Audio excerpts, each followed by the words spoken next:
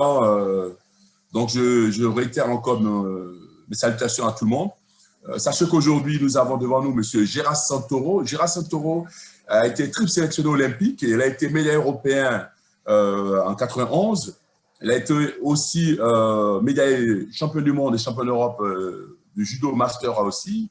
Double médaille d'or de lutte libre en master, lutte libre bien sûr, en 2017 et 2018.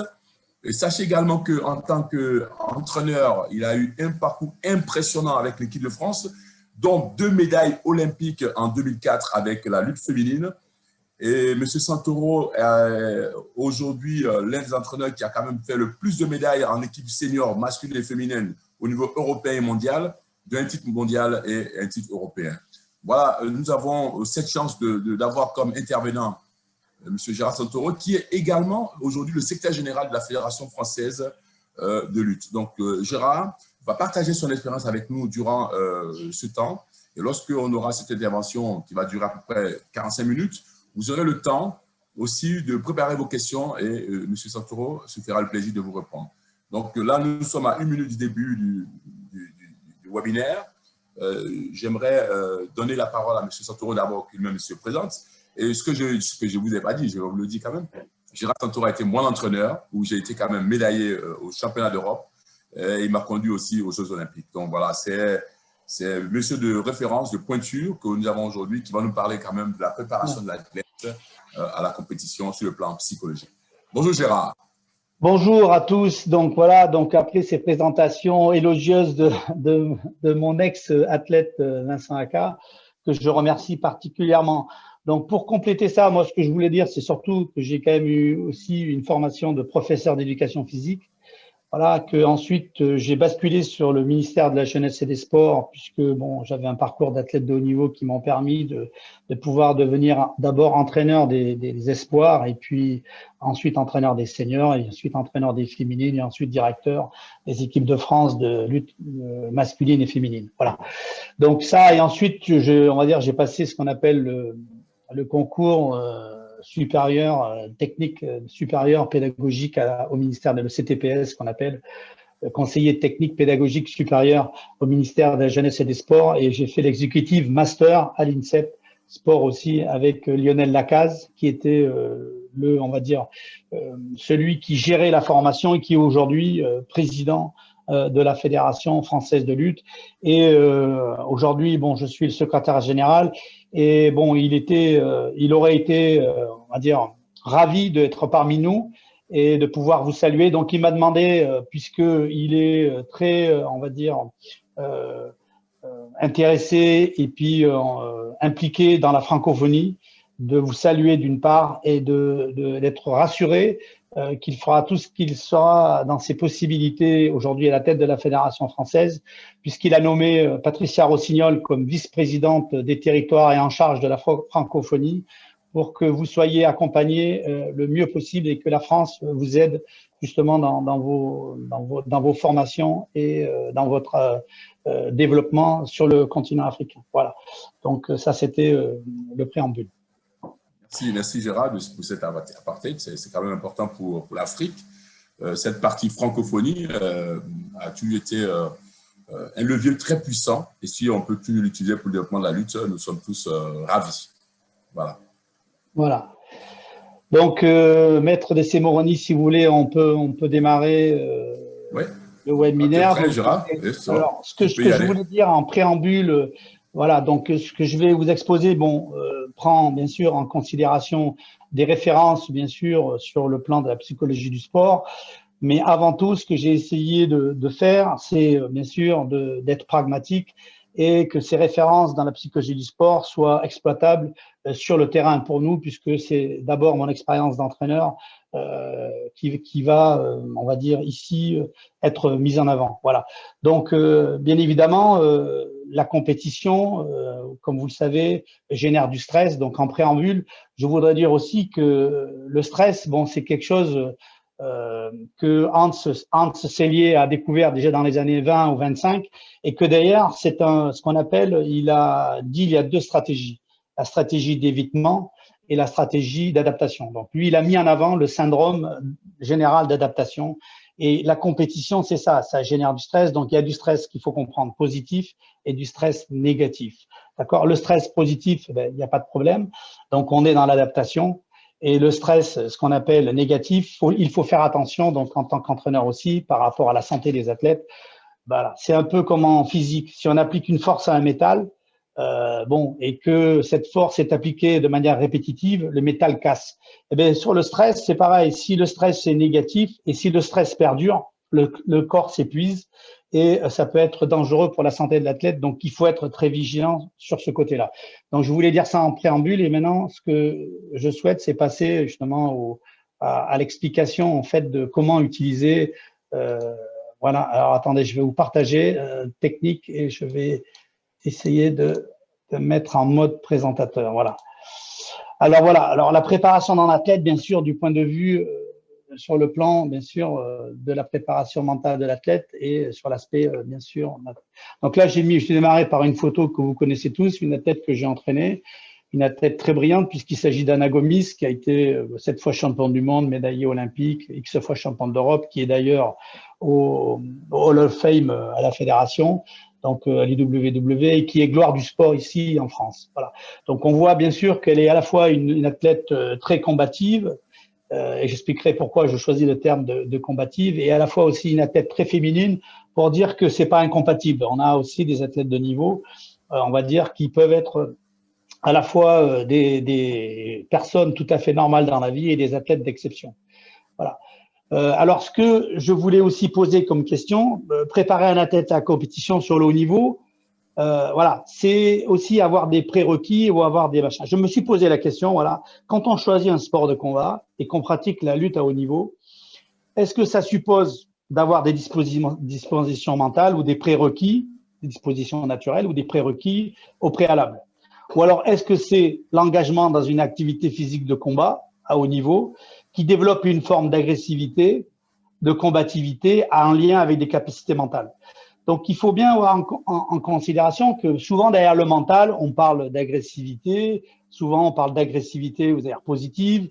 On parle d'agressivité canalisée. On parle de combativité. Enfin, en tout cas, en théorie, pour moi, une capacité, alors bien sûr mentale, ici, dans notre cas de figure, ça doit se mesurer et ça doit se travailler. Alors, j'aime bien le terme aussi aptitude, puisque une aptitude, bon, l'aptitude, la capacité, c'est l'aptitude à contenir une quantité, un volume, une matière, donc c'est que ça se mesure.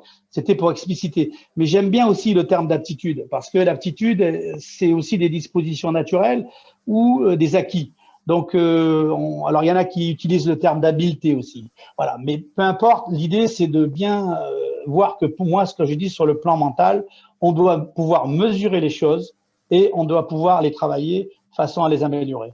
Donc, ce que je vais essayer de faire, moi, tout au long de ce webinaire, c'est surtout d'essayer de vous donner des outils et de vous donner des éléments à prendre en considération pour que, bien évidemment, il faut bien prendre ça aussi au préalable, c'est-à-dire qu'on a la préparation physique, on a la préparation technico-tactique et on a une préparation mentale.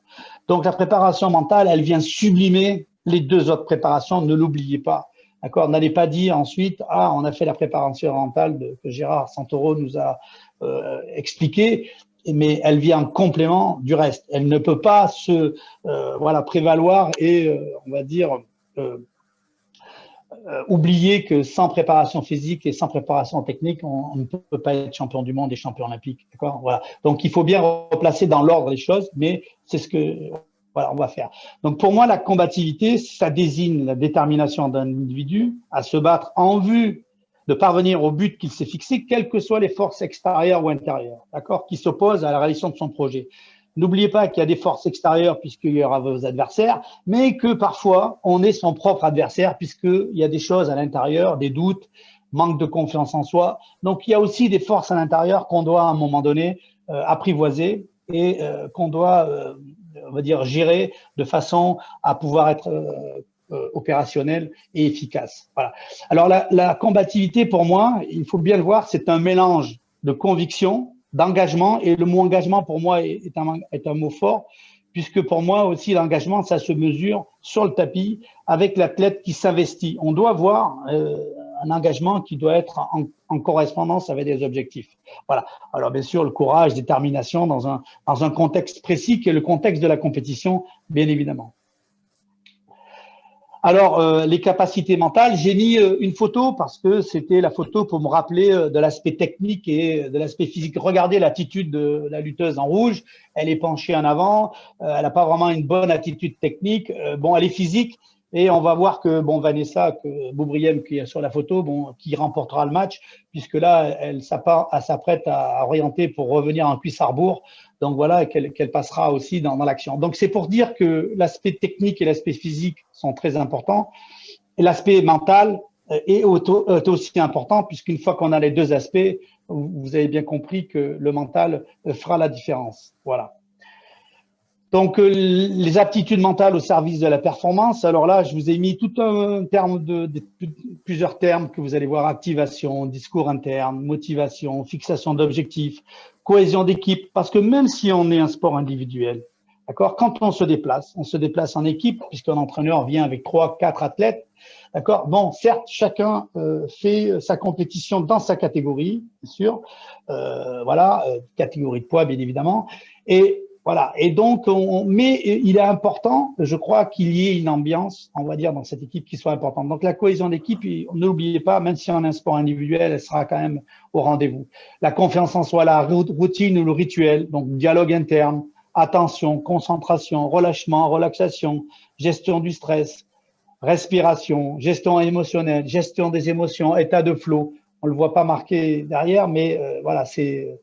Voilà. Donc, on va le voir sur la compétition, mais dans 3 moments clés, tout ça. Donc, après, je vais revenir en détail et je vais vous dire ce que moi, en tant qu'entraîneur, j'ai retenu et ce qui me paraît essentiel et ce qui me paraît aussi être bien de donner comme outil aux entraîneurs et aux athlètes aussi. Voilà. Donc, il y a bien sûr les moments clés d'avant le match, comment on gère l'avant-match, comment on gère pendant le combat et comment on gère l'après-combat. D'accord? Donc, puisque, effectivement, on peut très bien perdre le premier combat, mais on peut être encore médaillé, se retrouver à la médaille de bronze.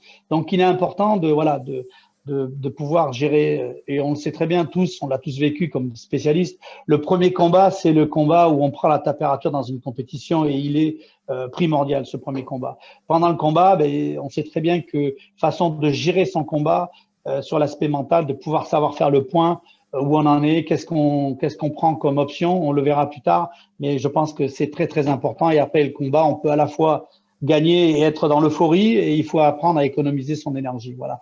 Donc on est dans ces phases-là et on va voir un petit peu le détail. Moi, ce que je regarde du contexte compétition, dans le contexte compétition, il y a voilà, avant le combat, la présence d'adversaires qui s'échauffent à côté de vous. Il y a aussi l'enjeu, puisque vous êtes là sur le résultat, vous escomptez un résultat, donc quelles sont vos attentes, quel est l'enjeu, voilà. Et puis il y a du stress, il y a une incertitude puisqu'il n'y a qu'un seul essai, donc vous gagnez ou vous perdez. Donc cette incertitude-là, il faut apprendre à l'accepter. Donc bien sûr, alors les émotions sont au milieu puisque on doit se centrer sur ce qu'on peut contrôler, j'aurais tendance à dire. Voilà, donc on sait très bien que l'incertitude est là, on peut gagner ou on peut perdre. Donc, comme on sait qu'il y a une chance sur 2, donc on va s'intéresser, nous, à ce qu'on peut contrôler et s'intéresser comment dire, à l'aspect de la victoire.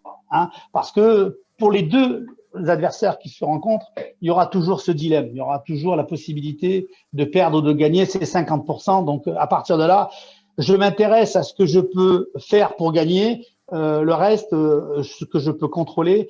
J'accepte l'incertitude que je peux perdre, mais dans l'esprit, ce que j'avais tendance à dire comme entraîneur, c'est on a droit de perdre, mais pas n'importe comment. Voilà, c'est-à-dire qu'on a le droit de perdre contre plus fort, quelqu'un qui a été meilleur sur le combat, mais on n'a pas le droit de perdre, ce qu'on dit, sans s'être battu et sans avoir tout donné, que ça soit sur le plan physique, technique et mental. Voilà, ça c'est un prérequis que je fixais avec mes athlètes. Et avant le combat, je disais, voilà, on a le droit de perdre, donc rassure-toi, c'est pas grave.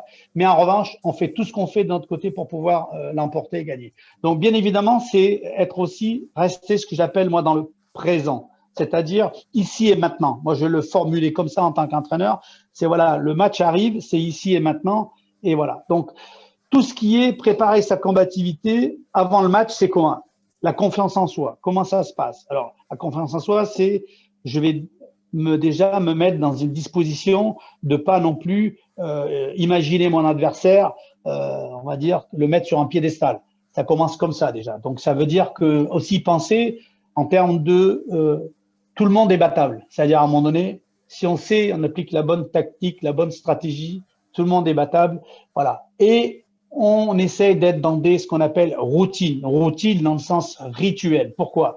Puisque quand on est dans un rituel, qu'on applique un peu la même chose, la même façon de procéder, on crée ce qu'on appelle des points d'ancrage, c'est-à-dire des repères. Les points d'ancrage sont très importants parce qu'ils vous donnent l'impression de maîtriser une situation qui est par définition incertaine. Voilà. Et l'incertitude, elle est là, on ne pourra rien y faire. Mais le fait d'être dans une routine, voilà, d'appliquer des choses de manière rituelle, voilà, de s'échauffer d'une certaine manière, de faire des étirements, de commencer à monter le cœur, c'est-à-dire avant le combat, sur l'échauffement, voilà, pour qu'on sache qu'effectivement, si dans le combat ça monte, je suis prêt. Voilà, d'avoir un discours positif, d'accord, et d'avoir une stratégie. Le STT, c'est stratégie technico-tactique. D'avoir une stratégie parce qu'il est important d'avoir des stratégies par rapport à l'adversaire. À chaque reprise, je veux dire, à chaque fois qu'on a été confronté à ça, bon, si je prends Vincent, il rencontre en finale, on va dire, des championnats d'Europe, Courtanidze, qui était bon champion olympique, un très grand lutteur géorgien. Mais il a eu une stratégie et avec sa stratégie, bon, il se retrouve sur la fin du combat à perdre 1-0. Donc, c'est-à-dire qu'il fait jeu égal avec le champion olympique et il bat quand même Kakiroglu, le Turc, en demi-finale, qui a été déjà plusieurs fois médaillé au championnat du monde et au championnat d'Europe avec X médailles. Donc, ça veut dire aussi que la stratégie technico-tactique, elle est très importante. Voilà. Donc, en fonction de ce que vous avez travaillé à l'entraînement, il ne s'agit pas de faire des stratégies, bien sûr, qui soient, comment dire, pas compatibles avec votre lutte, puisque vous avez effectivement une lutte corps à corps, ça, sur des situations de gréco-romaine ou sur des situations de lutte libre.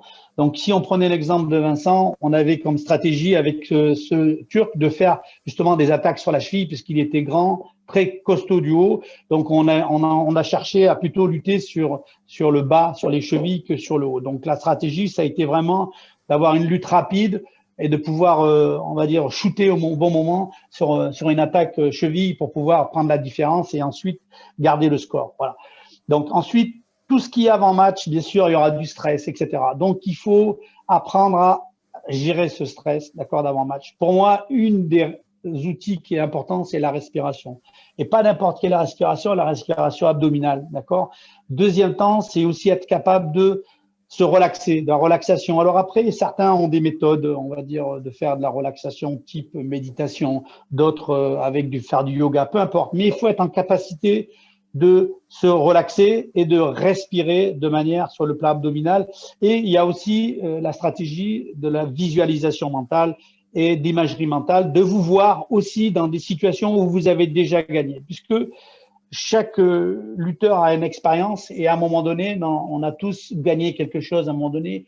Et je crois que de se voir dans cette situation-là, ça rassure. On se dit, j'ai déjà gagné des anciens champions, des athlètes, d'accord. Et donc à un moment là, je peux m'appuyer sur une expérience et reproduire ce que j'ai déjà réussi à faire. Voilà. Donc c'est pas comme si j'avais jamais réussi à faire quelque chose. Donc c'est déjà voilà, se raccrocher à une expérience et pouvoir on va dire, avancer avec ces outils-là. Voilà. Donc, pour moi, l'apport du coach, d'accord, il y a un apport du coach, puisque, vous savez, j'appelais ça, moi, la relation entraîneur-entraîné, mais on dit toujours, l'entraîneur est responsable du résultat et l'athlète est responsable du match. On est dans ce dilemme-là, d'accord. C'est-à-dire que le résultat, on va dire, ben oui, c'est l'entraîneur qui m'a entraîné, les résultats, c'est grâce à lui. Et si il perd, ben, c'est la faute de l'entraîneur, on change d'entraîneur, on le voit très bien ça au football. Mais en revanche, il n'y a aucun entraîneur qui peut réussir si l'athlète ne fait pas le match. Donc, il faut bien voir qu'on est liés. Donc, voilà. Alors, le coach, pour moi, il se focalise sur les principes techniques, il se focalise sur la motivation, sur lui donner des objectifs, sur le projet, ce que j'appelle STT, le projet moi, de stratégie technico-tactique, et sur la parole. Sur la parole, pour moi, ce que j'appelle la parole, c'est on va dire, on essaye de stimuler verbalement son athlète. D'accord, c'est important, voilà, de bien le mettre en confiance et on va dire d'y croire, de montrer, et l'entraîneur doit surtout, et j'insiste, montrer qu'il croit à son athlète. Je dirais l'athlète, il a la confiance que l'entraîneur met en lui. Ça, ne l'oubliez jamais. D'accord? C'est très, très important.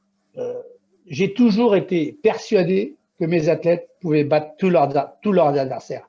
Et à aucun moment, je n'ai jamais eu ce doute en moi. Chaque fois que j'ai entraîné mes athlètes, j'ai toujours été certain qu'ils allaient gagner. Voilà, ça, je crois que c'est important. Après, quoi qu'advienne, l'athlète le ressent. Vous lui transmettez du positif et derrière, il est en situation pour performer. Voilà. L'athlète, lui, doit se contrôler sur l'aspect technique, sur ce qu'il sait faire. Il ne s'agit pas en match de faire des nouveautés, d'innover. Non. Vous devez rester sur le contrôle, l'automatisation de vos actions que vous maîtrisez le mieux, sur les attaques aux jambes, par exemple, attaque cheville, ou sur un bras à la volée, hanché, en fonction de de votre bagage technique. Ça, c'est très important. Et ensuite, il faut que dans les actes et dans le comportement, ça se voit. C'est-à-dire qu'il doit y avoir de l'engagement. On doit avoir quelqu'un qui est déterminé. On le voit d'ailleurs sur les reprises de garde. Donc voilà. Donc c'est très important. Et on sait très bien aussi que l'entraîneur, dans ce dilemme, il doit accéder aux représentations et on va dire à la logique de l'athlète, ce que j'appelle moi. Les représentations à la logique de l'athlète, c'est à la fois comprendre, parce qu'on a tous une histoire. On a tous aussi un besoin de reconnaissance. Donc, il faut accéder. Voilà, on sait que, par exemple, j'ai des exemples concrets de gens qui, voilà, on voulait, à mon avis, performer et avaient une histoire parce que, on va dire, leur père avait été lutteur et qu'ils n'avaient pas été médaillés et qu'à un moment donné, ils voulaient reprendre le flambeau et voilà et venir à la médaille. Il y a aussi d'autres histoires, on va dire soit de filiation ou des histoires personnelles à un moment donné qui permettent d'avoir une motivation et décuplée. Voilà, j'ai dans l'exemple aussi des histoires de gens qui étaient pas destinés à faire du haut niveau, qui avaient eu soit de l'asthme, soit etc., et qui à un moment donné n'étaient pas destinés, qui ont par leur volonté été en capacité de performer et d'être médaillés. Voilà. Donc c'était un peu une revanche sur le sort, etc. Donc il y a bien des histoires personnelles et une logique de l'athlète. Et il faut essayer de rentrer, c'est-à-dire de connaître bien son athlète, de discuter, d'échanger, façon à bien le connaître, de connaître aussi bien son entourage, parce que c'est important, à la fois l'environnement de la tête, mais l'entourage, quand je parle d'entourage, c'est l'entourage proche, c'est sa compagne, sa famille, voilà, parce qu'ils vont être aussi importants dans le fait de garder cette motivation aussi. Ce qu'on appelle la motivation externe, les gens de l'extérieur qui peuvent motiver aussi l'athlète, même s'il y a une motivation, bien sûr, qui est intrinsèque, d'accord, propre à l'athlète. Voilà. Donc ça, c'était sur l'action. Donc pendant le match, il faut être très important, être concentré. D'accord ? Concentré, ça veut dire être en capacité de maintenir une attention très grande, puisque bien sûr, l'adversaire peut aussi être là et attaquer. Donc on doit à la fois défendre, à la fois contre-attaquer, et il faut le faire au bon moment et dans la bonne stratégie. Donc il est important d'être attentif et concentrer ce que j'appelle ici et maintenant. C'est-à-dire, je suis dans voilà, ici et maintenant, ça veut dire, dès que je me dis ça dans la tête, je suis concentré sur mon adversaire et prêt à réagir. Voilà. Et donc, c'est tout au long du match. Et il faut apprendre, je dirais, à utiliser les temps morts. Et c'est là qu'on doit progresser. C'est que quand il y a une sortie de tapis, il faut utiliser ces temps morts pour faire un check-up, ce que j'appelle rapide. Comment je me sens physiquement? Bien. Donc, ça veut dire que j'en ai sous le pied. Donc, il n'y a pas de problème. S'il faut y aller, je peux y aller. Si je me sens pas bien, si mais là, je me sens un peu entamé, pourtant ça fait que 2 minutes, j'ai du mal à me mettre en jambe. Donc là, ça veut dire que l'organisme nous envoie un signal à un moment donné qu'il y a quelque chose qui est peut-être pas. Donc on n'est plutôt pas à chercher le coup dur, mais à se dire, bon, je vais essayer de faire une faute de moins que l'adversaire, je garde le 0-0 et j'attends de voir si je me refais, si ça va mieux dans quelques minutes. Et je referai un check-up aux prochaines sorties de tapis parce que c'est dans les temps morts qu'il faut faire le check-up, c'est pas pendant qu'on lutte. Pendant qu'on lutte, il faut être concentré sur ce qu'on a à faire, nous, et ce qu'on a à faire aussi parce qu'on est vigilant sur les fautes de l'adversaire et quand il y a une faute, on le sait très bien. Donc, il y a aussi un travail en amont à faire sur le plan technico-tactique en entraînement, c'est-à-dire dès que je vois une faute, à un moment donné, je sanctionne. C'est-à-dire je suis là pour aller chercher le point puisque c'est à ce moment-là qu'il faut être opérationnel et efficace. Voilà. Et vous le savez très bien, c'est aussi faire une faute de moins que l'adversaire. pour gagner un combat. Donc, c'est important d'avoir à repérer et d'être aussi ce qu'on appelle, alors on le verra après, parce que pour arriver à déclencher, il faut avoir ce que j'appelle, moi, un travail avec l'entraîneur sur le plan technico-tactique, bien évidemment, mais aussi ce qu'on appelle sur le discours interne, c'est-à-dire l'élément déclencheur, comment à un moment donné j'ai la sensation et quelle stratégie technique tactique j'applique à ce moment-là. Donc voilà, donc on sait très bien que par rapport à telle faute, eh bien, c'est telle attaque, etc. Et ça se travaille de manière individuelle à l'entraînement. Et pour moi, il y avait un outil qui était essentiel, c'est la leçon individuelle avec l'athlète. Puisque voilà, on répète le même, on automatise un geste, on automatise une sensation, ce qui déclenche l'action. Voilà, donc ça, on voit bien que c'est un travail technique en amont. Et derrière, il y a la sensation, il y a le discours. Si la faute arrive, je sanctionne, je suis là. Et donc, le mental vient, ce que j'appelle au service, c'est-à-dire sublimer à la fois la préparation physique et technique. C'est ce que je vous disais en préambule au départ. Voilà. Donc, voilà, il y a sans cesse un choix, alors un conflit, c'est un grand mot, mais il y a un truc à gérer, c'est-à-dire dans le match, c'est-à-dire choisir les bonnes options en fonction de son état physique. Comment je me sens physiquement, comment je me sens techniquement, comment je me sens mentalement.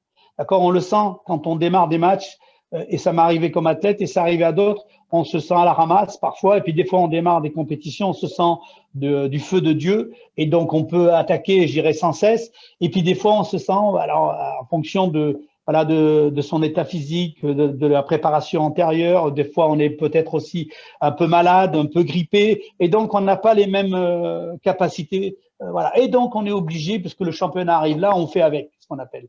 On fait avec, c'est-à-dire voilà comment je me sens et je fais avec mes conditions, avec mon tirage au sort. Si je prends un champion olympique au premier tour, c'est pas la même chose que si je prends quelqu'un de mon niveau où je vais pouvoir m'échauffer. Hein. Voilà, on voit différents niveaux et différentes stratégies. Voilà. Et en fonction de ces sensations à l'intérieur du combat, c'est pour ça que je mets in situ, c'est-à-dire comment je me sens dans le combat, qu'est-ce que je sens? Est-ce que je sens plutôt, si je suis plutôt sur le haut du corps, en bras à la volée, un hanché, ou on va dire un genre de décalage avec un crochet de jambe, voilà, où je me sens plutôt sur des attaques aux jambes, voilà, et je crois qu'il faut faire confiance à ces sensations. Je sens que je peux déclencher une attaque en rotation, je peux déclencher un enfourchement, voilà. Je crois qu'il faut être capable d'écouter ces sensations et de faire confiance, voilà, au travail technico-tactique, à condition bien sûr que ce travail ait été fait au préalable. Il ne s'agit pas, voilà, d'essayer de faire de nouvelles techniques. Et puis, bien sûr, il y a les options en fonction de la nature de compétition. Effectivement, je ne vais pas prendre les mêmes risques si c'est un tournoi que si c'est un championnat d'Europe ou un championnat du monde et les Jeux Olympiques. Bon, si c'est un tournoi, peut-être qu'à un moment donné, je me sens pas bien, je me sens fébrile, je vais pas prendre les risques de me blesser, etc. Donc, je vais peut-être m'abstenir et décider, bon, je vais faire le 0-0. Si ça passe, ça passe. Si ça passe pas, ça passe pas. C'est pas grave. Donc, là aussi, je pense qu'il y a tout ça, je crois, qui doit être analysé et qu'on doit être en capacité, c'est-à-dire de prendre toutes ces considérations pour faire les bons choix et d'offrir à ces athlètes, je dis bien, d'offrir à ces athlètes en tant qu'entraîneur la possibilité de comprendre et d'utiliser, on va dire, ces outils. Voilà. Donc là, ce que je voulais vous montrer, c'est que le modèle de flow, voilà, donc c'est-à-dire le modèle qui serait idéal dans une compétition. Donc on voit bien que l'exigence est élevée de la compétition. On voit bien que les aptitudes sont aussi élevées et que le modèle de flow, il se situe entre les deux dans cette zone-là. Donc il y a à la fois de l'activation à avoir, il y a à la fois bien sûr les aptitudes à être en capacité de les avoir, et on voit bien que l'anxiété de ce côté, sur le stress, ça joue, l'ennui, les gens qui sont sous-activés ou l'apathie, voilà. Donc ça, c'est les gens qui sont en tendance à être sous-activés. Parfois, il y a des gens qui ont tendance à être suractivés, c'est pas bon. Donc il faut à la fois la bonne activation et la bonne exigence et les bonnes aptitudes. Et donc là, on est dans ce schéma-là. Voilà. Donc c'est important de l'avoir. Et c'est un schéma qui nous vient des Canadiens. Je rappelle aussi que la préparation mentale, je ne l'ai pas dit en préambule, mais je vais le rappeler là. Pour moi, elle m'est venue, les premiers qui sont les précurseurs là-dedans, ce sont les Américains. Dans les années 88, pour vous situer, on avait l'équipe américaine qui était suivie par trois, on va dire, pionniers en préparation mentale, qui sont Daniel Boone, Eklund, Robert Eklund et Madame Jackson. Voilà. Donc, ils ont été les premiers puisqu'ils ont, vous allez, je vous donnerai les références, vous allez sur une revue, ce qui s'appelle Sport Psychologique 1988, et vous voyez que c'est eux qui ont préparé mentalement les athlètes comme John Smith, comme Dave Schultz, qui ont été de très, très grands athlètes, et sur le plan mental, des gens qui ont été, on va dire, armés d'une force mentale extraordinaire. D'ailleurs, on disait toujours sur les athlètes américains, tiens, c'est le fight spirit qui arrive. Ils lâchent jamais rien jusqu'au bout, ils ne lâchent rien. Donc voilà. Donc pour moi, ils étaient en avance sur nous sur tout ce qui était préparation mentale. Ils ont une préparation physique hors pair, ils ont une préparation technique qui est hors pair, mais ils ont aussi une préparation mentale qui est hors pair, j'aurais dire. Voilà. Donc ce qui fait des athlètes redoutables. Si vous rencontrez un Américain encore aujourd'hui, voilà, vous savez que c'est jusqu'au bout, jusqu'à la dernière seconde, où il faudra être vigilant pour remporter le match. Voilà. Donc, alors ça, c'est l'avant-match, mais il y a aussi l'après-match. D'accord? C'est comment économiser son énergie, puisqu'une compétition, ne l'oubliez pas, c'est 4, 5, voire 6 matchs parfois, en fonction du nombre de participants, mais c'est 5 au minimum. Donc voilà. Donc il y a bien sûr en cas de victoire, on l'a tous connu, des joies, des euphories où on va taper la main de son partenaire, du coach, du docteur, du kiné. On est content d'avoir gagné. Sauf que attention, on doit économiser l'énergie et surtout son énergie mentale. Donc c'est bien beau, on rigole, on se tape dans la main parce qu'on a passé un match dur, etc. Mais il faut vite se reconcentrer, se relaxer dans un premier temps. D'accord? Et voilà, je reparlerai du relaxement après, de la caractérisation. Et dans un deuxième temps, on sait très bien qu'en cas de défaite, c'est la même chose. On s'énerve, on est déçu, on est déprimé parce que bon, on a perdu le premier match et puis peut-être qu'on a un groupe qui est difficile. Donc, on a tendance à s'énerver, à shooter dans la chaise à l'extérieur quand on est dans la salle, à taper contre le mur.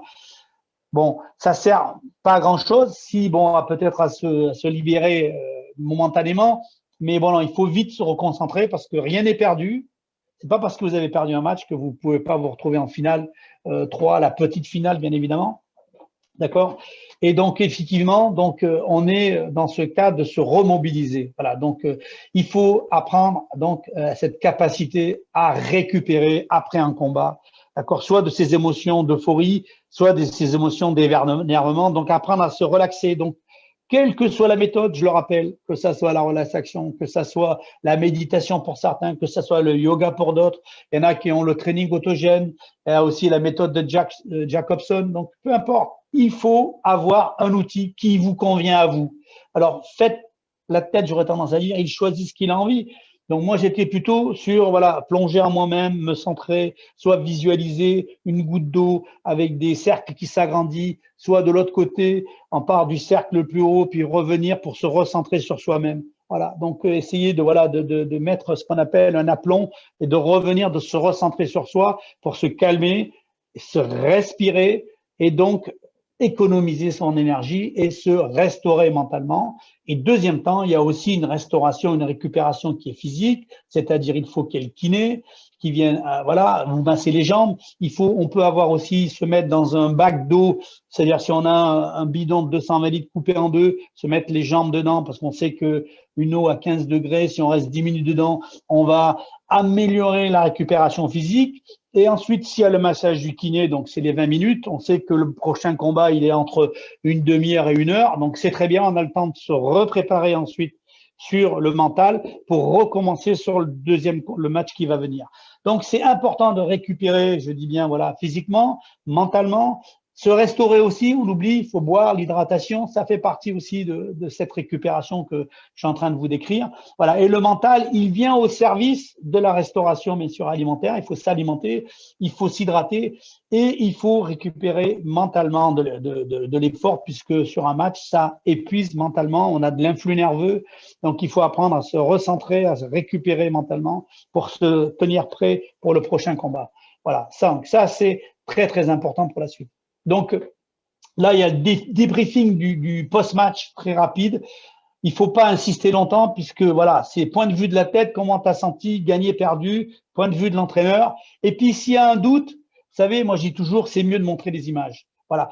L'athlète, il pense avoir attaqué au bon moment sur un bon truc. L'entraîneur voit pas forcément la même chose. On prend les téléphones, les smartphones ou la vidéo. On dit, regarde, regarde la vidéo comme ça, parce que le fait de se voir permet de mieux visualiser soit la faute ou le déclenchement un peu tardif, etc. Voilà. Mais bien sûr, pour faire ce check-up, ce débriefing, on va dire post-match, il faut respecter un délai. Il ne s'agit pas de le faire dans la minute où il est énervé ou dans la minute où il y a l'euphorie.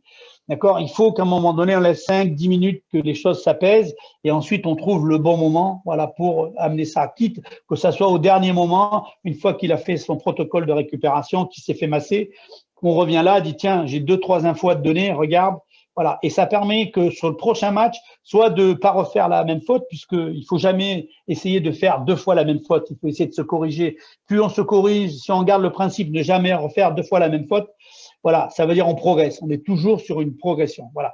Et ce que j'appelle, moi, transformer la continuité pour la finale, c'est-à-dire pour continuer à aller en finale ou se remobiliser si on a perdu, malheureusement, pour la petite finale, parce que j'insiste et je dis qu'on peut toujours aller chercher une médaille, quoi qu'il arrive. Et on l'a vécu, nous, notamment chez les féminines, il y avait des filles qui avaient raté leur premier match et qui ont été chercher des médailles de bronze alors qu'elles étaient juniors. Je pense notamment, moi, dans ma carrière, à Mélanie Le Saffre, qui était vice-championne du monde junior, qui a perdu au premier tour en senior et qui s'est retrouvée en finale et qui a réussi à battre l'Azerbaïdjan en 3-5. Voilà. Donc là, je parle du combat. Alors, si on est sur la compétition, ça va servir, bien sûr, une fois que la compétition finit, qu'on fait pareil, une même analyse. C'est important de le faire. Ça réoriente l'entraînement, ça réoriente la programmation, ça réoriente aussi le rôle de la leçon. Parce que pour moi, la leçon, c'est ce qu'on appelle pour moi comme un escrime. C'est-à-dire, voilà, j'insiste, c'est-à-dire qu'on veut que par rapport à une situation, voilà, il y ait une réponse qui soit adaptée à la situation. Alors, et bien sûr, ce que j'appelle moi, voilà, dans un système de schéma technico-tactique, c'est-à-dire des actions vers l'avant, vers l'arrière, sur les côtés, à droite, à gauche. Mais qu'est-ce que je fais en 1? S'il défend, qu'est-ce que je fais en contre-attaque en 2? Voire en 3, c'est-à-dire que je suis en train de réfléchir à 1, 2, voire 3 coups avec mon athlète. Et on sait que dans une situation, qu'on soit bras dessous, qu'on soit en garde attaque aux jambes, voilà, on sait qu'il peut défendre de plusieurs manières, on sait qu'il peut contre-attaquer. Donc voilà, tout ça, ça doit être envisagé, on doit avoir le schéma en tête et il ne s'agit pas d'arriver, voilà, si quelqu'un vous attaque une jambe, vous savez très bien que vous pouvez faire cuissard-bourre, vous savez très bien que vous pouvez faire une hausse défense, qu'on peut faire une pistolette ou X trucs, mais il faut les avoir travaillés à la leçon et qu'il y ait le déclic, c'est-à-dire que le schéma il soit bien en tête, il soit bien visualisé, qu'on ait fait de l'imagerie mentale dessus, qu'on ait travaillé, répété. Quand je dis répété, c'est pas 10, 15, 20 fois. Ceux qui me connaissent le savent, c'est 100 000 fois on répète parce que on répète jamais. C'est là en répétant qu'on ancre les choses. C'est-à-dire que ça se déclenche automatiquement, on pense plus. Et voilà. Et on se trouve dans une situation où on peut avoir ce sentiment de flow. Voilà. Donc, l'exemple, alors j'avais prévu une vidéo, je ne sais pas si ça va exemple, un exemple avec une citation que j'ai marquée de William Shakespeare que j'aime bien parce que nous savons ce que nous sommes, mais nous ignorons ce que nous pourrions être. Et je trouve alors, pardon, là j'ai, hop, il faut que je revienne en arrière, parce que oui, donc je reviens, alors, je ne sais pas si je vais réussir à la déclencher. Il faudrait peut-être que j'arrête le diaporama. Voilà, et là, peut-être je vais y arriver. Alors, ça va mettre un petit temps. Donc, ce qui va permettre de faire les choses. Alors, peut-être qu'il faudra que je partage l'autre vidéo, mais bon, peu importe. Ça se lance, mais ça va arriver, donc il va falloir que j'arrête, que je vous repartage.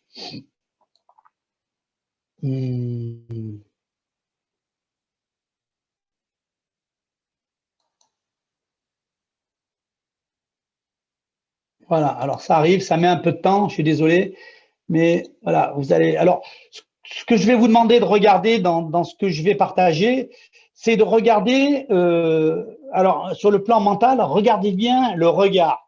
Regardez bien comme les gens sont concentrés. Ils serrent la main de l'arbitre, ils ne le regardent pas, ils regardent l'adversaire, ils sont concentrés sur eux-mêmes, ils sont focalisés sur eux-mêmes. Vous regarderez aussi l'aspect de la période. regardez les attitudes, une ancienne qui a de l'expérience, qui prend le temps de bien récupérer au maximum, une jeune qui est motivée, parce que c'est le match avec Hélène Maroulis et de Yoshida Saori, donc un match clé, et regardez bien les attitudes, la combat, et ça permettra de bien, comment dire. Donc, je vais partager mon écran. Voilà. Donc, il est là normalement. Est-ce que vous avez à l'écran la vidéo ou pas, vous?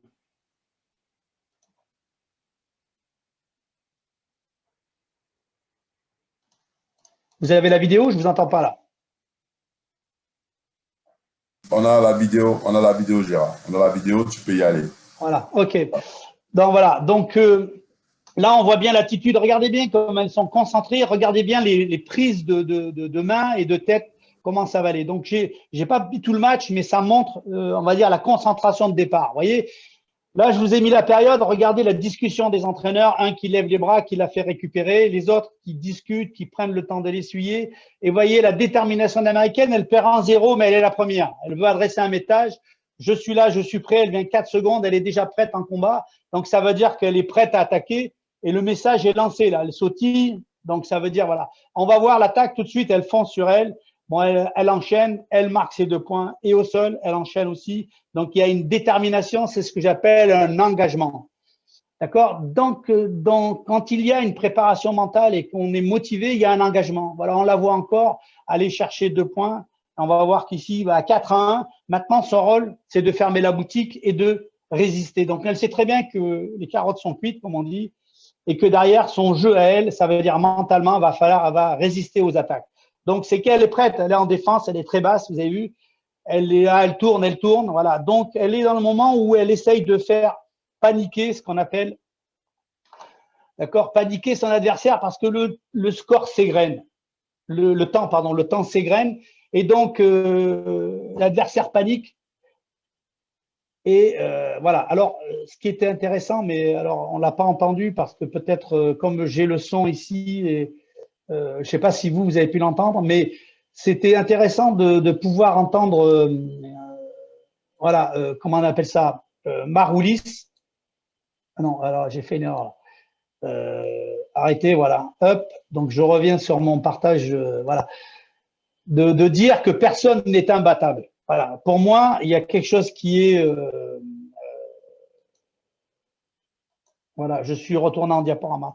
Ce que dit Maroulis à la fin de son interview, c'est que en fait, personne n'est imbattable.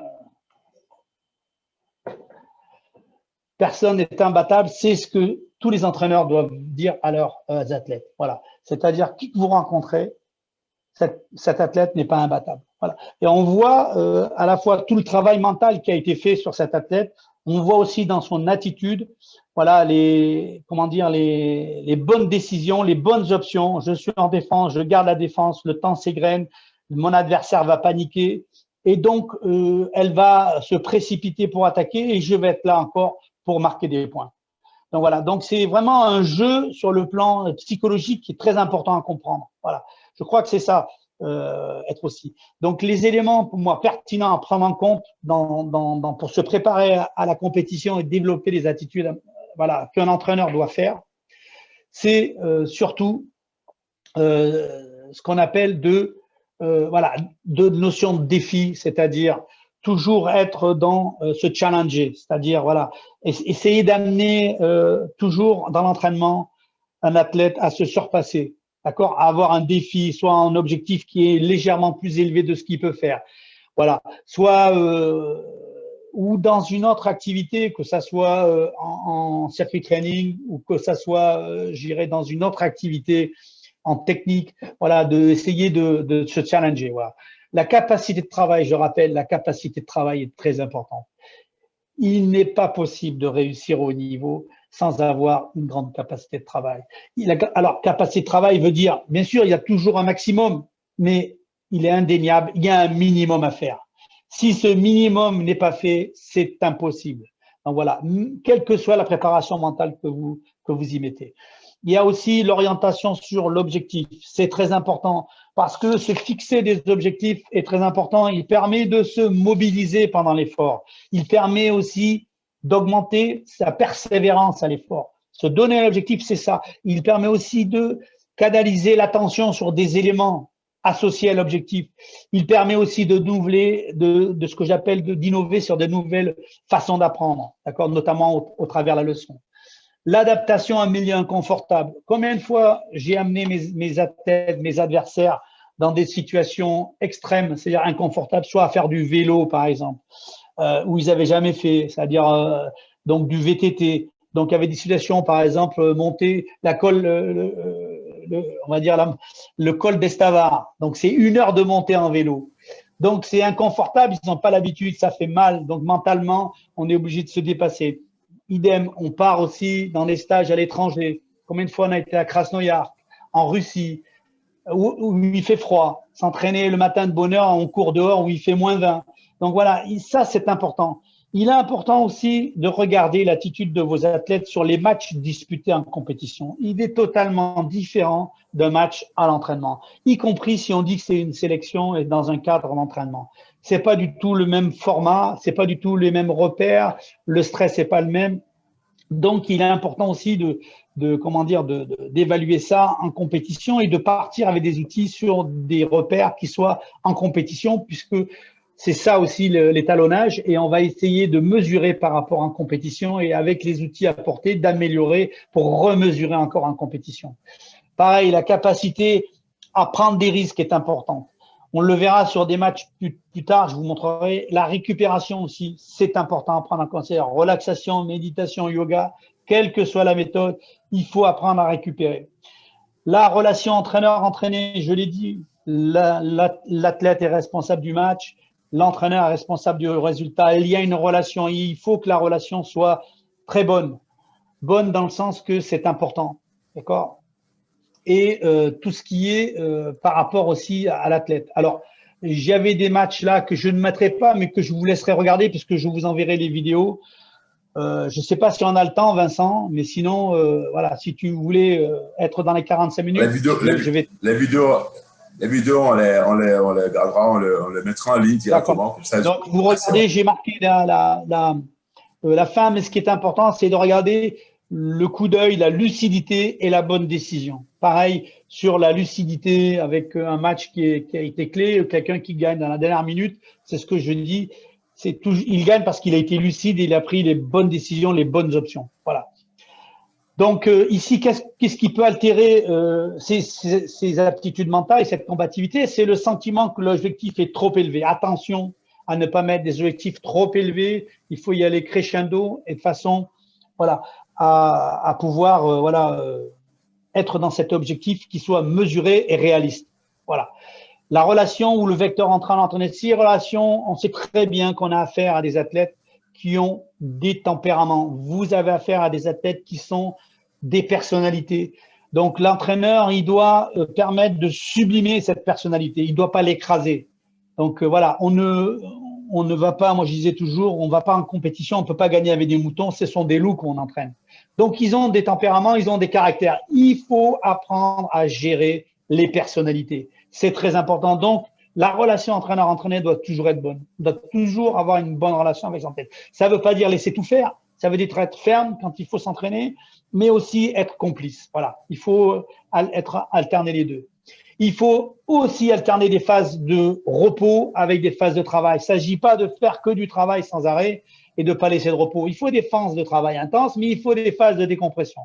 Et c'est important de respecter ce qu'on appelle la récupération parce que c'est là que l'athlète se restaure. Les pertes de poids. Il faut aussi combattre la monotonie, l'habitude à l'entraînement. Il faut aérer, il faut changer. D'accord ? Et bien sûr, le stress, j'en ai parlé. Avoir cette capacité de pouvoir gérer le stress, notamment avec des exercices de respiration, avec des stratégies bien précises de visualisation dans les situations où on gagne, etc., pour rassurer, pour reprendre confiance et donc se calmer et affronter le combat de bonne manière. Bon, une chose, j'ai remarqué la différence entre les filles et les garçons, puisque j'ai eu la chance d'entraîner les deux et d'amener les deux à des performances. En compétition, d'accord, les filles ont besoin d'une attention plus soutenues et plus proches. Elles n'ont pas peur de dire, les filles, contrairement aux garçons, voilà, ben, je me sens pas bien, j'ai peur, etc. Donc, elles le verbalisent. C'est plus difficile pour un garçon, j'aurais tendance à dire, c'est peut-être le côté macho. Bon, ils ont tendance à plutôt cacher, même si tout le monde sait qu'on a le trac avant le combat, mais ils n'ont pas tendance, ils le verbalisent pas. Hein. C'est plutôt en discutant avec eux qu'on essaie de les rassurer, mais les filles le disent clairement. Donc, c'est une attention plus soutenue. Une présence physique plus importante aussi. Elles ont besoin que vous soyez à côté, c'est-à-dire pas à 10 mètres, c'est vraiment à côté. Quand je vous dis à côté, c'est à 50 centimètres. Voilà, elles ont besoin que vous soyez à côté d'elles pour les rassurer en compétition. Elles ont besoin aussi d'une stimulation verbale, je disais, en compétition plus conséquente. Et c'est clair, les filles ont besoin d'un schéma tactique et stratégique avant match très précis. Voilà, très précis, c'est-à-dire, voilà, il faut vraiment et ça leur permet de les rassurer. Les garçons, il y a une stratégie globale, mais c'est moins, on va dire, marqué. Voilà. Et bon, je vous ai mis les références, donc je ne vais pas les décliner, mais vous les aurez puisque je vous transmettrai le PowerPoint via Zach ou via Vincent Aka. Voilà, j'en ai terminé. Je suis peut-être désolé d'avoir été un peu long, mais je pense que c'était néanmoins nécessaire. Voilà. Merci de votre attention et je suis à votre écoute pour les questions. Voilà, ce que je veux dire, c'est qu'on va partir sur les questions. La première question vient de Yapi Pepe, qui est de la Côte d'Ivoire, bien sûr. Pepe est l'un il est au comité national olympique de Côte d'Ivoire et il est aussi entraîneur de basket, donc un expert en basket. Je pense que c'est aussi intéressé à l'aspect mental. Et là, il demande, la question c'est, à partir de quelle attitude devinez-vous le diagnostic d'une incapacité mentale chez un athlète? La première question. Alors, ça, c'est une question compliquée, puisque ça voudrait dire que moi, j'aurais tendance à dire, voilà, on peut acquérir des choses, bien évidemment. Sauf que si à mon avis le diagnostic il est le suivant, le diagnostic il va partir de situation en compétition.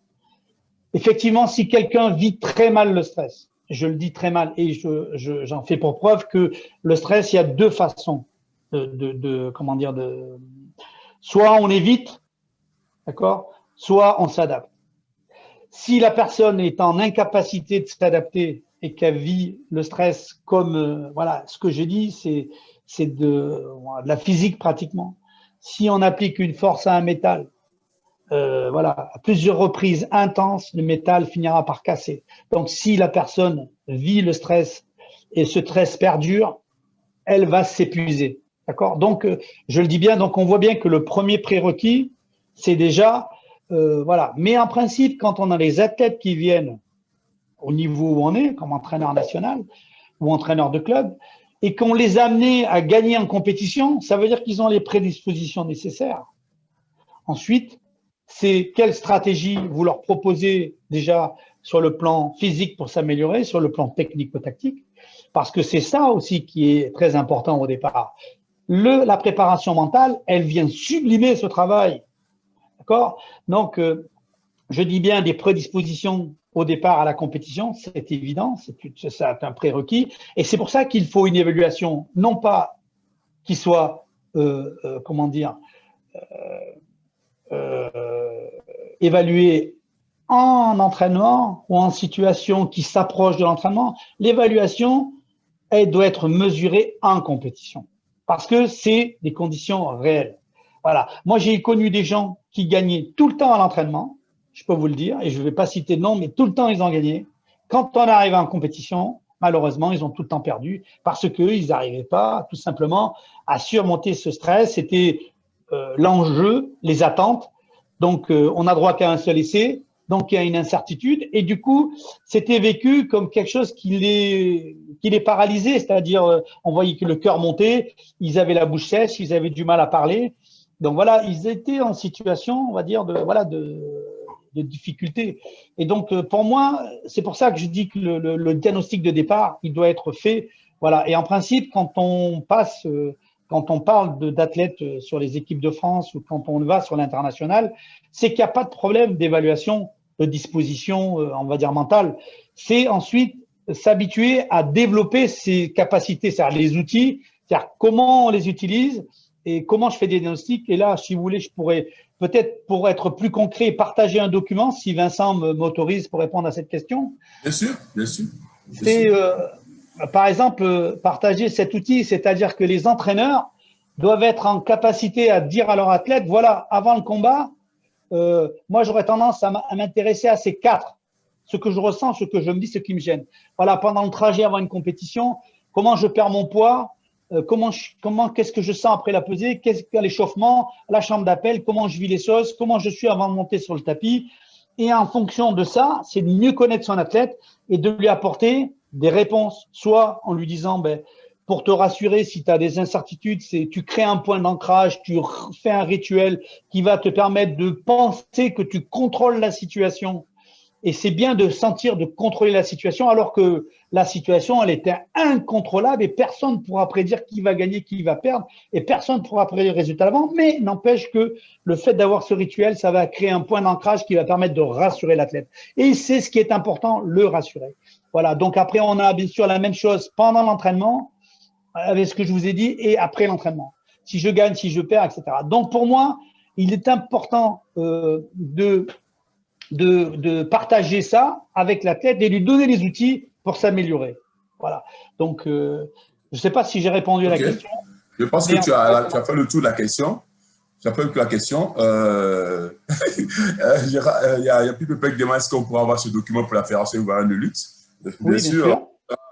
Gérard, dans la même logique que la lunette aussi, nous partageons, c'est justement pour ça que nous sommes là. Et tous ces documents, vous les aurez. Une autre question qui vient de Huawei, je ne sais pas qui est-ce qui est derrière, Huawei Y9. Il parle de imagerie mentale. Qu'est-ce que nous devons comprendre par cela? Qu'est-ce que nous devons comprendre par cela? Par imagerie mentale. Voilà. Alors, pour moi, l'imagerie mentale, ça va être, c'est d'imaginer un mouvement. D'accord? L'imagerie mentale, c'est ça. C'est-à-dire que, bon, c'est pas moi qui le dis, hein, ce sont des chercheurs. Hein, vous dites bien que je me suis appuyé sur ce qu'on appelle des chercheurs en université. C'est prouvé depuis, si vous voulez, vous pouvez aller voir un professeur des universités à Lyon qui est un des spécialistes de l'imagerie mentale ou de la visualisation, qui s'appelle Aymeric Guillot. Donc tout ça, mais vous les aurez dans les références que je vais vous donner. Donc on imagine un mouvement et le réaliser physiquement. On sait très bien qu'entre imaginer un mouvement et le réaliser physiquement, ça va actionner des zones communes du système nerveux. C'est ce qu'on appelle la plasticité cérébrale ou la neuroplasticité. D'accord? Donc, il y a imagerie mentale et visualisation. Il a été prouvé que quelqu'un qui fait un entraînement en imagerie mentale, en visualisation d'un geste technique, mais attention précis, ça va être le déroulé dans la tête. Et on le voit très bien chez les skieurs, quand vous les voyez, ils font ça, le geste comme ça, parce qu'ils voient la piste. Donc, ils s'imaginent avant la course, l'orientation, la trajectoire qu'ils vont prendre, et ensuite, ils sont dans l'action. Donc, il a été démontré que quelqu'un qui faisait 3 jours d'entraînement, sur 5 jours, d'accord. Quelqu'un qui fait 5 jours d'entraînement physique en répétant des mouvements, il arrive à un certain niveau, d'accord. Sauf qu'il a été montré que quelqu'un arrivait à 75% de ce niveau en faisant de l'imagerie mentale. Et si on rajoute, par exemple, de l'imagerie mentale et 2 entraînements de 2 heures, voilà, alors que l'autre fait, par exemple, 5 ou 6 heures d'entraînement dans la journée en physique, d'accord, en présentiel, et l'autre fait de l'imagerie mentale et du travail physique seulement 2 heures, ils arrivaient pratiquement au même résultat. Donc l'imagerie mentale permet non pas de remplacer le travail physique en présentiel, d'accord.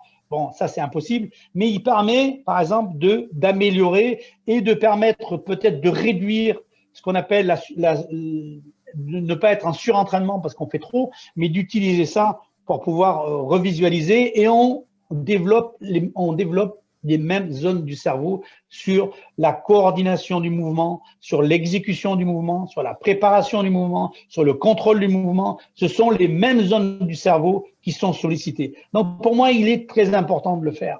Voilà. Merci Gérard. Là, nous avons je pense que c'est très clair. Nous avons une autre question de Abidi Montasser. Qui lui dit, si on est bien préparé, l'anxiété peut-il devenir positive? Là, si on est bien préparé, l'anxiété peut être positive. Le stress. Alors, si on est bien préparé, le stress, bien sûr, le stress, il y a du stress négatif et le stress positif. Le stress positif, ça veut dire que vous vous adaptez et que vous êtes en situation de faire le combat. Donc là, il n'y a aucun problème. Voilà. Ce qui pose problème, c'est comment on gère ce stress pour pas qu'il devienne anxiété et qui bloque. Mais on a tous eu dans notre carrière, on va dire que ce soit Vincent, que ce soit d'autres athlètes ou vous-même, on a tous eu dans notre carrière des compétitions où ça s'est passé très bien, il n'y a jamais eu de problème, on était vraiment sur des rails. Et puis on a tous eu à un moment donné compétition, on ne sait pas pourquoi, voilà, où on a mal géré sa préparation et peut-être un peu tardif la perte de poids, on a des doutes. Et du coup, il y a un stress qui est généré et qui a été maîtrisé de moins bonne manière, si je peux m'exprimer ainsi. Mais effectivement, le stress positif, pour moi, il y a aucun problème. C'est ce que j'appelle, moi, le syndrome général d'adaptation. On s'adapte et donc tout va bien. C'est quand on n'arrive pas à s'adapter à la situation que là, effectivement, ça pose problème et il faut essayer peut-être de trouver déjà la raison et d'essayer en fonction de la cause d'apporter voilà une solution bien évidemment ou un traitement par rapport à ça. Ok, monsieur Gérard, la prochaine question, elle est un peu marrante parce que tu dis que le résultat c'est l'entraîneur et le match c'est l'athlète. Pourquoi, Oui. d'après la personne, pourquoi remettre la faute sur l'entraîneur? Selon lui, pourquoi remettre la Oui, faute sur alors je pense qu'il est important que l'entraîneur a une responsabilité. Parce que c'est trop facile aussi de dire, bon, tout repose sur l'athlète. L'entraîneur, il est responsable quand même de la programmation. D'accord? La programmation sur l'année, c'est l'entraîneur qui programme. C'est l'entraîneur qui va faire les choix techniques à l'entraînement. D'accord? C'est lui qui va proposer ce qu'on appelle la programmation technico-tactique. C'est lui qui va proposer la préparation physique. Alors moi, je dis à un moment donné, qui doit prendre ses responsabilités. Si je suis entraîneur, je prépare une équipe olympique. Voilà. Si au bout de 4 ans, je suis incapable d'amener des gens à être sélectionnés olympiques, on va pas me reconduire et on va dire, la faute, c'est que l'athlète, il n'a pas bien fait ce que je lui ai demandé. Non, il faut qu'à un moment donné, il y ait une responsabilisation de chacun des acteurs. L'entraîneur doit être responsabilisé, l'athlète aussi. Bien évidemment, si l'athlète, à un moment donné, ne vient pas à l'entraînement, ne s'engage pas à l'entraînement, eh bien, l'entraîneur, à un moment donné, il fera des choix qui ne sera pas forcément les choix de l'athlète. Il dira, voilà, il y a meilleur que toi, je change d'athlète. Il y a aussi ça. Donc, il faut qu'à un moment donné, dans le deal, dans le contrat entraîneur-entraîné, il y a un engagement qui doit être fait par l'athlète. Il y a aussi un engagement de l'entraîneur. Et c'est parce que ces deux vont se combiner, ce que j'appelle qu'il va y avoir le résultat. Voilà. Mais voilà, je crois que c'est important. Voilà, c'est important qu'il y ait cette relation dans ce sens-là. Voilà. Ok. Monsieur Gérard, il y a M. Kamel Boisy quand même qui dit Monsieur Gérard, tu as bien tout expliqué, surtout tu as parlé de la relation entre la bonne préparation physique et technico-tactique qui facilite justement la préparation mentale. Merci et bonne continuation. C'était juste un petit clin d'œil de Kamel qui me fait ce clin d'œil-là. Et puis, on sera amené à se revoir. Exactement. Nous allons sur une dernière question qui elle, quand même, a du sens parce que il dit, M. Abidi Montasser, il dit comment améliorer la rentrée dans une compétition quand un athlète perd généralement toujours son premier combat. L'athlète n'a pas le temps, à chaque fois, il perd généralement tout son premier combat. Comment on peut l'améliorer? Une situation concrète. Hein? Ouais, alors, une situation concrète, ce que je pense, moi, sur trois choses qui sont importantes, c'est ce qu'il faut comprendre. Un premier combat, c'est prendre la température dans une compétition. C'est comme si vous rentrez dans un bain. Vous êtes saisi, si l'eau est froide, vous êtes saisi, si l'eau est bouillante, vous êtes saisi. Donc, le premier combat, c'est le combat, et je l'ai toujours dit en tant qu'entraîneur, à soigner le plus de tous les combats. Puisque vous rentrez dans la compétition, vous n'avez aucun repère. Donc, il y a aussi sur le plan, on va dire, je dirais, la préparation. Il faut avoir tout détaillé. Le bus à telle heure, il faut rassurer l'athlète. Il faut mettre tout ce qui est en votre pouvoir comme entraîneur, de tout programmer. Demain, on prend l'athlète à 8 heures, la compète démarre à 10 heures. on arrive à 8 heures, tu déjeunes à 7h30, on arrive à 8 heures, voilà, on programme tout. On va s'échauffer à 9 heures, ton combat est à 10 heures, donc on va s'échauffer à 9 heures, on va répéter un petit peu l'échauffement, on va tourner, on va s'étirer. Ensuite, on va répéter les attaques aux jambes qu'on a vues en entraînement, on va répéter les trucs sur le haut du corps. On va mettre en place une routine, c'est-à-dire une méthode où on va permettre de faire comme si on maîtrisait tout, alors que, par définition, bien sûr, on ne maîtrise rien parce que la réalité, on le sait, mais ça ne fait rien. Il faut qu'à un moment donné, on fasse mettre la tête dans cette situation où on lui dit on maîtrise tout. Et comme on maîtrise tout, on va aussi maîtriser le match. Donc déjà, on le met dans des bonnes dispositions psychologiques. Deuxième temps, il faut avoir aussi une stratégie, c'est-à-dire il faut qu'on s'attache à des choses qui soient réelles. Il ne s'agit pas de dire, bon, on va faire l'échauffement de tout, mais on n'a aucune stratégie. Non, donc ça veut dire qu'il y a un travail en amont à l'entraînement, qu'il y a un travail en amont sur la technique, et on lui dit, on va être comme on a fait à l'entraînement, on va répéter la même attaque. Quand il arrive, regarde sur la vidéo, on a regardé ses combats avant, il pose la main, quand il pose la main sur toi, tu prends le coup, tu déclenches. Voilà. S'il t'attend, tu fais une feinte, il se met en défense, tu regardes comment il réagit. S'il réagit de la même manière 2 fois, la troisième, tu lances l'attaque.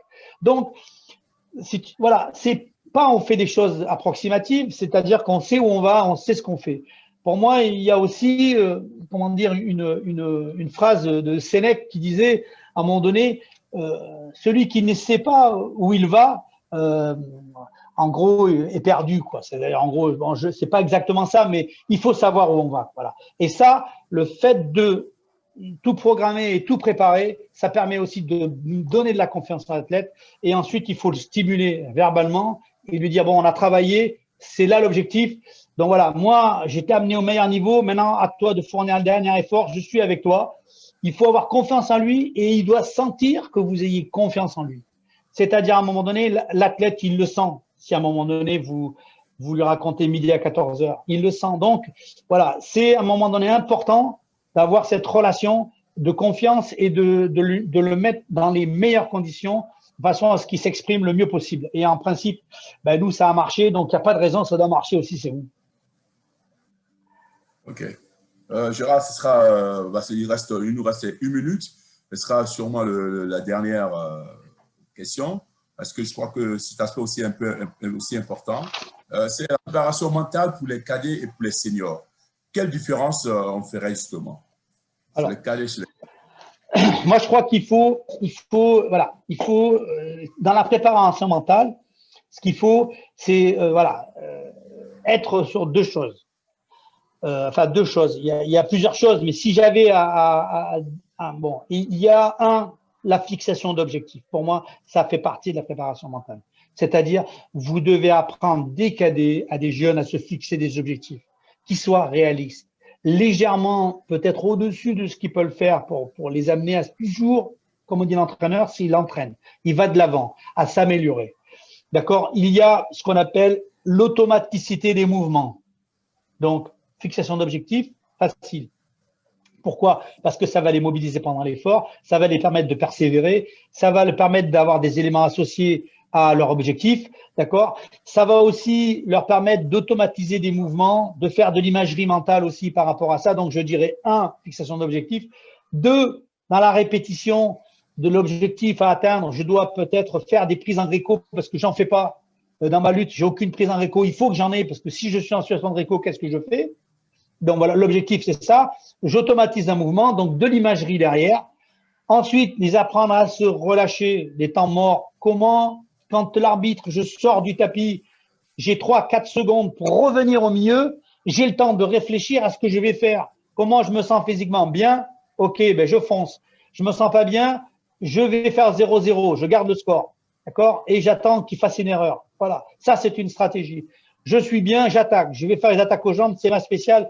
Je sors le grand jeu. J'attaque 3-4 fois d'affilée parce que je sens qu'il est limite et que je vais le taper à ce moment-là. Donc tout ça, ça veut dire que je l'apprends à utiliser les temps morts, à réfléchir comment il se sent physiquement, comment techniquement et comment mentalement. J'ai la niaque, j'ai la hargne, je suis là.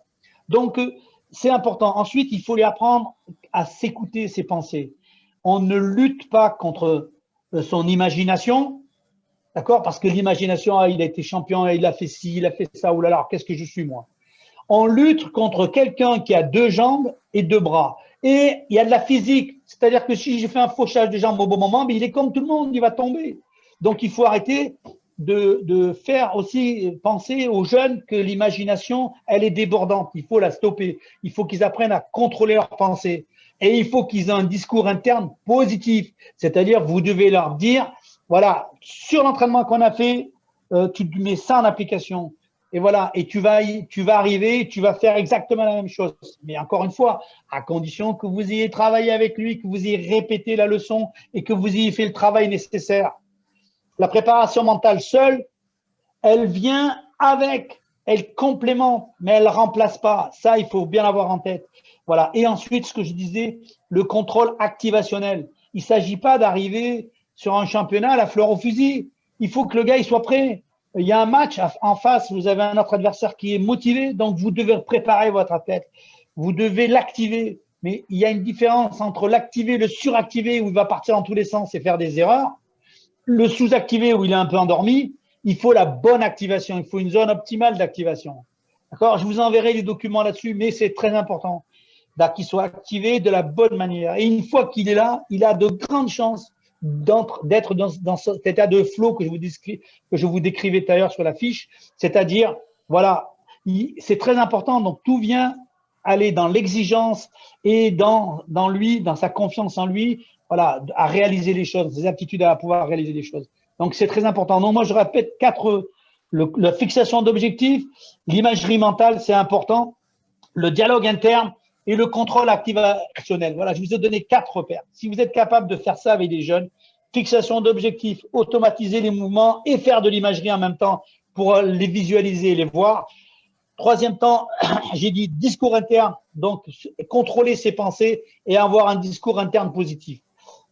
Dernier élément, contrôle activationnel. Donc, c'est-à-dire avoir la bonne activation au bon moment pour bien arriver dans le match, sur le premier match et le transpercer, quoi, ce que je dis. Non. Ok, merci Gérard. Je pense qu'on finira sur les mots de Montassa Abidi qui dit merci beaucoup à vous.